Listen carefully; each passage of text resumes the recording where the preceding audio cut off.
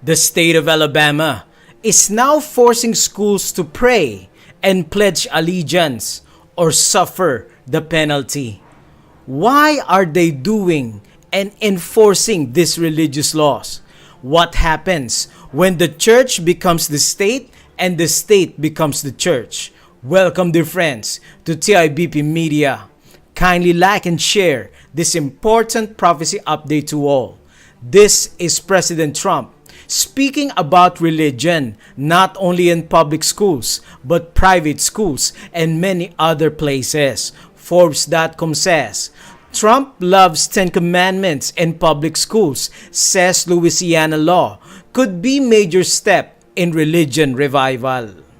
First, we witness California School Board supporting 10 commandments in classrooms. Then Oklahoma, CNN.com says, Oklahoma State Superintendent announced all schools must incorporate the Bible and the 10 commandments in curriculum. Then we have in Louisiana will require the 10 commandments displayed in every public school classroom. Then in North Dakota and the recent bill, the whole state to acknowledge the kingship of Jesus Christ. North Dakota GOP lawmakers introduced bill to acknowledge the kingship of Jesus Christ. And even in Idaho lawmaker wants to cultivate morality through mandated public school Bible reading.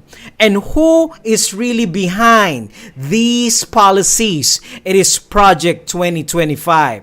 Kevin Roberts, Heritage Foundation. And then in February 13th, Alabama bill, a new one, would require daily prayer in Alabama schools at the risk of slashing funds. That's serious, dear friends. Public schools now, they want to force students, teachers, the schools to pray or suffer risk of losing money. This is the principle of the mark of the beast. What is the mark of the beast all about? The mark of the beast, if you don't worship, you cannot buy or sell. You have to go along with this false worship or suffer financial penalty. Alabama schools could lose millions for skipping daily pledge of allegiance and prayer. Question: where does the pledge of allegiance come from? Answer: it's from Roman Catholicism. If you look at the history of America Congress, it was President Eisenhower that signed the Pledge of Allegiance, and Congress adopted it and made into a law 1954. The Pledge of Allegiance is now official, of course, and they've added this phrase, under God. That came from Christopher Columbus. It's Roman Catholic. So they want to force the schools in Alabama to say a pledge that comes from Rome. Question: are there not Muslims in Alabama schools? There are. How about Hindus? There are.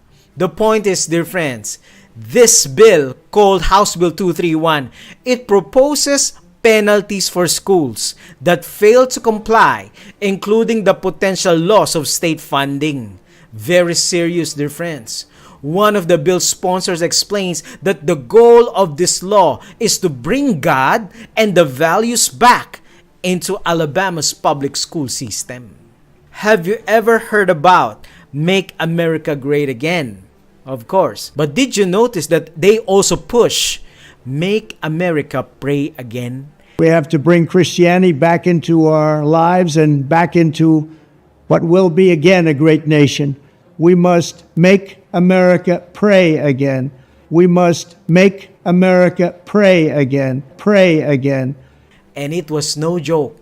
Now they are enforcing this, their own version of religion. And notice they're going from state to state. Idaho, Alabama, Louisiana, state by state, because the nation that will enforce the mark of the beast is America until they reach the Supreme Court and made it into the law, made it into a law of the land. Great Controversy says in 587, Great Controversy 587 says, a Sunday law will be enacted to bring morality back to America. They exactly know what they are doing, and they're headed. And where is it headed? Babylon means confusion, but they are not confused. What I meant to say is this: they know exactly what they are doing. While Babylon is serving the spiritual wine to the kings of the world, they will get drunk, but the bartender will not get drunk. They are spreading lies and errors, and they know it. Question, dear friends, which of these two tablets in the Ten Commandments would be directly connected to prayer? Is this the first or the second? Answer: it is the first tablet of the Ten Commandments. So what we are finally seeing now is, what is happening now is, you see, the state and federal lawmakers are overstepping their biblical jurisdiction. Just like in Romans 13 it says that we should obey the laws of the land, Caesar only can address the second table of the Decalogue, not the first. The counselor went to King Darius in Daniel chapter 6, says that he should enact a law to force everyone to pray. To force everyone to pray. And what was the penalty? Is it losing state funding? No. It will be being thrown to the lion's den. Now, who do they want to destroy with this law? Is it the heathens? No. It was Daniel, the chosen people of God. So as in the final days, the primary target is the remnant people who keeps the 10 commandments of God, including the 4th commandment. Daniel chapter 6 verse 9. Wherefore King Darius signed the writing and decree. Now when Daniel knew that the writing was signed, he went into his house, and his widows being open in his chamber toward Jerusalem, he kneeled upon his knees 3 times a day and prayed, and gave thanks before his God, as he did a 4th time. What will Protestant America do in relation to prophecy and the Antichrist papacy? Answer: they will make an image to the beast.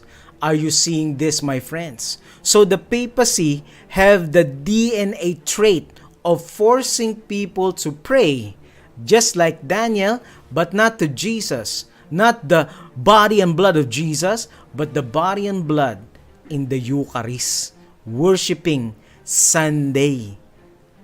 To pray just as in Daniel chapter 6, or be killed. And it is America that will form the image to the beast. Revelation 17 gives us an image of a woman riding a beast. She is controlling the beast. What is God's message behind this imagery? The woman represents the Antichrist Rome, and the beast represents the state. The angel explains that the existence and activities of the beast are identified with its heads. Throughout history, the beast has ruled and been active through its heads. The 7 heads are 7 mountains on which the woman sits. Revelation 17 verse 9. The Greek word oros means mountain and not hill, as some translators suggest, thereby trying to show that the city of Rome, situated on 7 hills, can be viewed in the text. However, neither literal hills nor literal mountains are correct here, because the angel immediately explains to John that these 7 mountains actually symbolize 7 kings. Revelation 17 verse 10, and there are 7 kings. The waters, the mountains, the beasts, and the kings are used, symbols to describe the political powers that provide support for end-time Babylon, the apostate religious system in its work of persecuting God's people. These are not individual kings. These are not individual popes. Mountains often represent world powers or empires. Jeremiah 51 verse 25 and Daniel 2 verse 35. Thus the 7 mountains, which the prostitute Babylon sits upon, stand for 7 successive empires that have dominated the world throughout history, and through which Satan has worked to oppose God. They are not individual successive kings or popes. The angel further explained to John that 5 of these world empires empires have fallen. One is, and the seventh one was not yet active at the time of John. The five that have fallen are thus the empires that rules the world and harm God's people prior to John's time. Egypt was the first power that enslaved and oppressed Israel, seeking to destroy it. Assyria destroyed and scattered the 10 tribes of Israel. Babylon destroyed Jerusalem and took Judah into exile. Persia almost annihilated the Jews at the time of Esther. Greece oppressed and tried to destroy the Jews through Antiochus Epiphanes. The seventh kingdom that has not yet come was still a future manifestation from John's perspective. The reason, dear friends, why God gave us this imagery in Revelation 17, because the purpose of the woman controlling the beast, it is apostate church. Rome will be controlling the state. The church becomes the state and the state becomes the church until you see no differentiation. There will be no distinction anymore between the church and the state. The angel also explains that there would be an eighth power to come at the time of the end. Although the eighth power is one of the seven heads, it is a new power. This seventh head will reappear as the eighth head and exercise political power the way it did during the Middle Ages. It is through this eighth head that the scarlet beast carrying the prostitute Babylon works. Now we live in the era of the seventh head. But the eighth head, with its 10 united kingdoms, has no power yet. It will appear on the worldwide scene during the time of the end and impose its apostate religious system on the earth's inhabitants. Dear friends, the unclean spirits like frogs will take over the world and will captivate people with its tongue.